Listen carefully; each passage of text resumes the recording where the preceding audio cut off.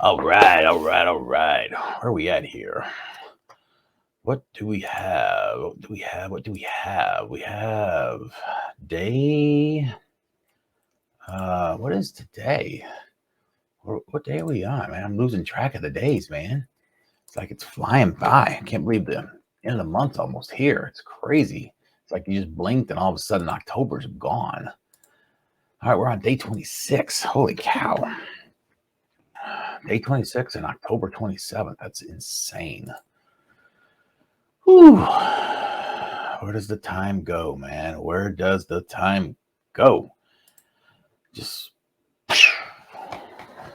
cannot believe it. End of October already. All right, today we're going to go back to Greenscreen. Greenscreen is something that you need to do more of. Greenscreen is fun, challenging, frustrating, but yet rewarding. You can have so much fun with that, so much creativity with it.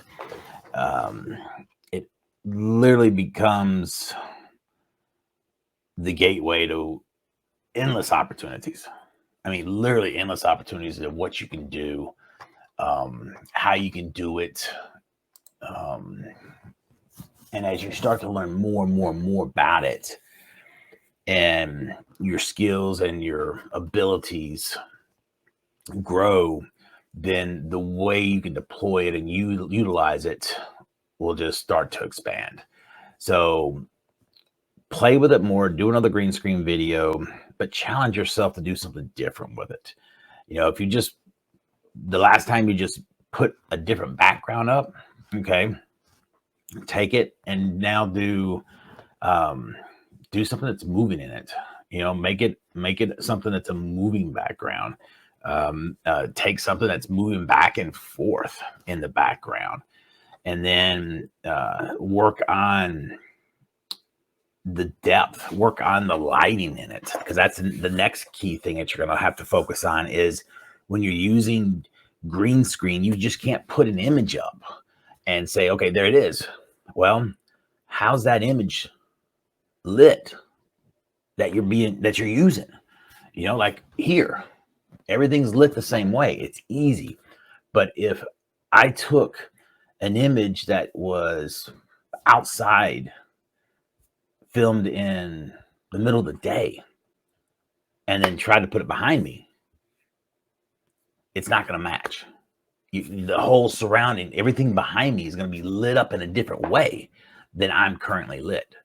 And you're going to be able to see it, and you're going to tell that they don't match. So then you've got to figure out, okay, you've got to make sure you're lit up. You have lighting on you, whether it's with your lights that you have in front of you and you have them turned on or up, or you've got to start using some filters or whatever on your image that's behind you, and start matching things up. And that's where it starts to get a little complicated and frustrating and challenging. But you're not there yet. But I'm just telling you, that's where it's going to go. And you've got to be mindful of that as you progress into it. So it's easy to use things that are static. So, and what I mean by static is slides, graphics, images, any kind of presentation. That enables you to get your skills down to just get used to doing Greenscreen, moving things, having things coming, zooming back and forth, all that kind of stuff.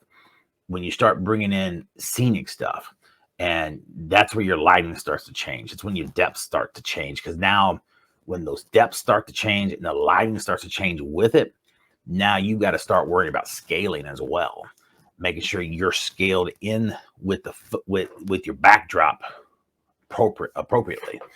So it's a lot more that goes into it than you think. It looks like it'd be super, super easy, and it's not. And that's why I said, when you start off with Greenscreen, start off with your phone. Use the Instagram app, all that stuff. Don't start with all this and everything else that I've showed you guys from the beginning. That will absolutely just make you quit. Because if you're not used to doing all the camera stuff, the lighting exposure and all that, it will drive you nuts. But do green screen. Do another green screen. Expand, challenge yourself, do something different, and do a green screen every week. Do something different with it every week, and make it harder on yourself. Make it more difficult on yourself, because as you start to get that skill honed in, you'll start to appreciate it more, and you'll start to understand how you can utilize it more, and you'll start to be able to expand what you're able to deliver, and you'll appreciate it. So that is green screen. That's the task for today. And then the tech we're going to touch on real quick are two cool ones that we really haven't touched on before in any way. Let me get this screen shared real quick. And the first one, we've touched on a competitor of it, and that is Munch. And that's where it takes your long form content and reduces it down, cuts it into smaller clips and everything, and helps you create your clips. And this is where we've talked about before, where if you're watching anything online or any kind of training, social training, they'll talk about batching. And that's where you record one piece of content, but then you can take it and chop it all up, batch it, and put it into smaller pieces and send it out. And this is why you hear people talk about recording long videos. It's why I record long videos. But you got to record long videos intentionally, and they have to be designed. And you won't be good at this in the very beginning, but not because you won't have every segment won't be written in a way where there'll be a perfect little clip. But ultimately, you want to get to the point where it's a lot. You basically have, like, if it's 5 sections or it's 10 sections, whatever it is, they're basically subtitles. Just like when you're watching a YouTube video, everything's subtitled out. They're little mini books, little mini series that are strung together, and it's designed that way. And you've thought about it and you've structured that way, and then you just go in there and shoot it. And you very well may shoot it in individual segments, but it's set up to where it flows and it comes together as one big long video. That way you can put it out on YouTube as one big long video, but then you can run it through something like Opus Clips, or you do the manual slicing and cut it up yourself. But you have one big long video, but then you end up with several little mini pieces that can go out on social media, and you can batch it out. So that's how you can take one piece of content and utilize it everywhere. And then you can also take clips, single screenshots, call outs, and put captions on it. Now you've got single posts. You can go to Pinterest. You can just go right out to either the Facebook, even the Instagram. You can go to stories. You can TikTok it. I mean, you can do tons. One video can last you a week. Can last you longer, depending on what it is. So that's why you do what you do with this kind of stuff. And then this one, I've not personally used it, but I thought this was kind of cool.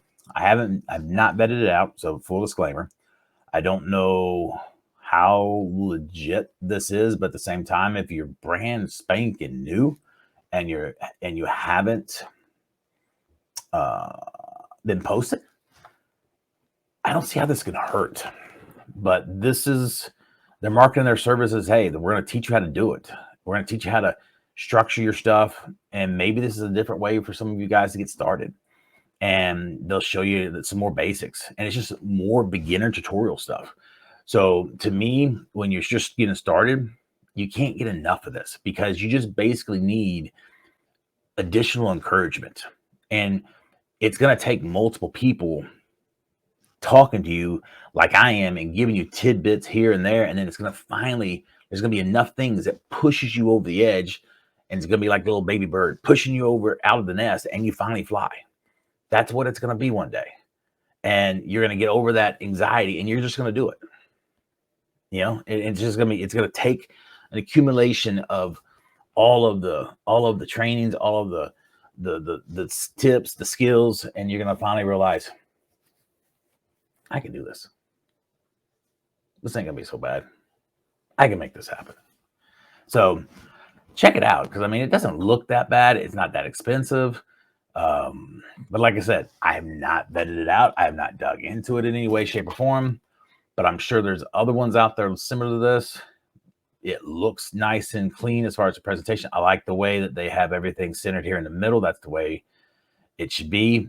Heck, I still struggle with that. A lot of us still struggle with that because you try to get things in here and it doesn't flow, or you have it too high to the top or bottom. You've got to set those margins up just right, like I was showing you in Canva, and that's why I was saying I guess about a week or two ago, when we're in Canva, I'm gonna just start focusing on a 1080 by 1080 square, because that's the center of everything, and it goes perfect everywhere, and it works everywhere.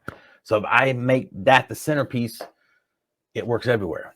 So that's ultimately what I'm doing, and that's basically what they're doing here. Everything's here in the center of the 1080. So if you take Canva and set up a center line across the center in Canva, and then from there you set your rulers to have a 1080 square, then you know where you have what you know your boxes that you have to stay within to have your text seen anywhere, no matter what platform it goes on and how they will reformat or shape it based on how it's being displayed. And that's kind of what they're showing you right here. Although this seems like it would be right on the top along with this one as well, but that's still like a 4:5 ratio right there. But that's literally right on the edge. But oh well, but still, you get the point. Check it out. But that's it for today. And if you have any questions, let me know. Otherwise, we'll see you guys tomorrow. Y'all have a great one. See you. Bye.